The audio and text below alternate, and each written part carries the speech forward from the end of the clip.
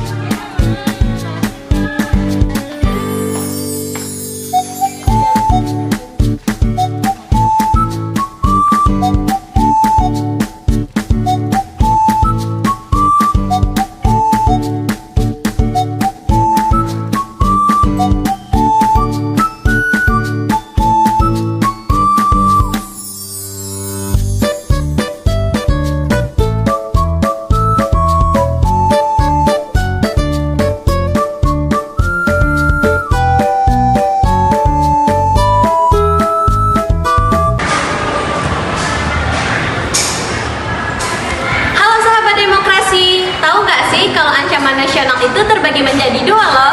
Yang pertama ancaman militer dan yang kedua ancaman non-militer. Apa sih itu ancaman militer? Ancaman militer adalah ancaman yang menggunakan kekuatan bersenjata dan dilakukan secara terorganisasi serta dapat membahayakan kedaulatan bangsa. Sedangkan ancaman non-militer adalah ancaman yang tidak bersifat fisik dan tidak menggunakan senjata, namun dapat mengganggu stabilitas nasional. Nah, kali ini saya dan teman-teman saya akan membahas mengenai non-militer ya. Nah, sekarang kita akan membahas bentuk-bentuk ancaman non-militer. Bentuk-bentuk ancaman non-militer itu sangat banyak ya. Untuk dapat mudah mengingatnya, sahabat demokrasi bisa menggunakan keyword seperti I, Po, Lek, Sos, Bud, Hankap yang mempunyai kepanjangan yaitu I ideologi, Pol politik, Ek ekonomi, Sos Bud sosial budaya, dan Hankam pertahanan dan keamanan. Nah, namun kali ini kami lebih fokus untuk membahas ancaman di bidang ideologi. Sahabat demokrasi, tahu nggak nih apa sih itu ideologi? Nah, sini saya kasih tahu. Jadi, menurut Huberto dalam Pancasila sebagai ideologi itu adalah sejumlah doktrin, kepercayaan, dan simbol-simbol masyarakat dan bangsa untuk menjadi pegangan dan pedoman untuk mencapai suatu tujuan untuk bangsa dan negara. Sahabat demokrasi sudah sejak dulu Indonesia menganut ideologi Pancasila. Ideologi Pancasila adalah nilai dan norma yang digunakan sebagai landasan dan cara berpikir untuk mencapai suatu tujuan dan berdasarkan kepada 5 sila dalam Pancasila. Nah, di sini ada beberapa ciri-ciri ideologi Pancasila, yaitu berdasarkan ketuhanan yang Maha Esa, yang kedua demokratis, yang ketiga menghargai keberagaman. Nah, sekarang kita masuk ke berbagai macam ideologi. Yang pertama ada ideologi liberalisme. Ideologi ini menekankan pada kebebasan setiap individu atau golongan untuk dapat berekspresi sesuai keinginannya tanpa ada larangan dari pihak manapun. Yang kedua, ada ideologi kapitalisme. Ideologi ini memberikan kebebasan penuh pada setiap orang untuk kegiatan ekonomi dengan tujuan mendapatkan keuntungan. Yang terakhir ada ideologi komunisme. Ideologi komunisme merupakan suatu paham untuk memutuskan antara hak milik perseorangan dan menggantikannya kepada hak milik bersama yang diatur oleh negara. Sahabat demokrasi, tahu nggak sih, dewasa ini mulai berkembang sebuah ideologi yang disebut sebagai radikalisme. Radikalisme berasal dari kata radix yang artinya akar. Sedangkan, menurut Kamus Besar Bahasa Indonesia, radikalisme artinya sebuah paham atau aliran yang menginginkan perubahan dan pembaharuan sosial dan politik dengan cara apapun. Gerakan radikalisme ini merupakan ancaman yang sangat nyata ya sahabat demokrasi. Di beberapa negara berkembang, termasuk Indonesia, terdapat beberapa kelompok yang belum memiliki kedewasaan dalam hal berpolitik. Dalam hal ini, ideologi sering dipertentangkan dan menjadi cikal bakal munculnya gerakan radikalisme. Akibat adanya fanatisme yang berlebihan dan belum adanya kematangan dalam hal berpolitik, membuat penganutnya akan melakukan tindakan-tindakan radikal yang dapat mengancam stabilitas nasional.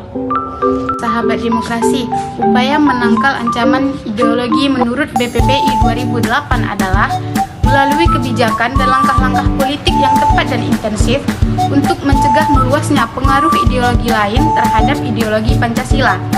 Konsep penanganan dalam menghadapi ancaman berbasis ideologi ditempatkan dalam upaya bela negara.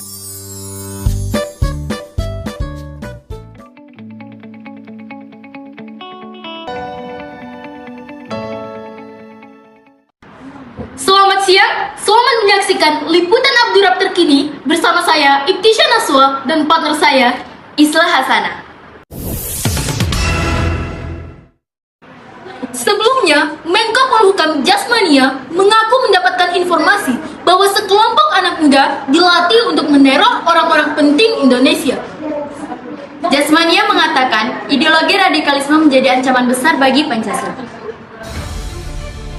Berdasarkan bukti rekaman CCTV, anak-anak muda ini dilatih untuk meneror orang-orang penting Indonesia atas motif separatisme dari sang ketua. Bos, saya menemukan rekaman percakapan antara Menko Perekonomian dan seseorang. Putar sekarang, saya mendengar. Selain itu, mereka juga dilatih untuk menyabotase data-data negara. Namun naasnya, polisi berhasil menggerebek kediaman mereka yang dijadikan markas. Woi, jangan bergerak. Kelompok tersebut langsung dibawa ke Polsek Kota X sebagai tersangka. Kepolisian setempat juga sudah memberikan keterangan bahwa anak-anak muda tersebut dilatih memang atas dasar motif separatisme. Saya sangat menyayangkan oknum yang mencuci pikiran anak muda kita. Seharusnya kita melatih anak-anak negara untuk menjadi penerus generasi, penerus bangsa. Saya sangat miris melihatnya. Nah, itu aja. Terima kasih ya Pak. Menko Polhukam Jasmania bersama jajarannya melakukan rapat yang membahas hal-hal yang terkait dengan kasus ini. Hasil rapat tersebut menunjukkan bahwa seluruh lapisan masyarakat tanpa terkecuali harus meningkatkan rasa nasionalisme dan mempertahankan kesatuan dan keutuhan Indonesia. Tanggapan lain juga menyatakan kasus ini harus menjadi perhatian pemerintah. Di Indonesia perlu menjadi perhatian dan hal yang sangat diperhatikan oleh pemerintah. Sebab hal tersebut sangat dapat mengancam ideologi Pancasila. Demikian liputan Abdurrab terkini. Saya Ibtisha Naswa dan partner saya Islah Hasana. kami pamit undur diri. Salam Abdurrab.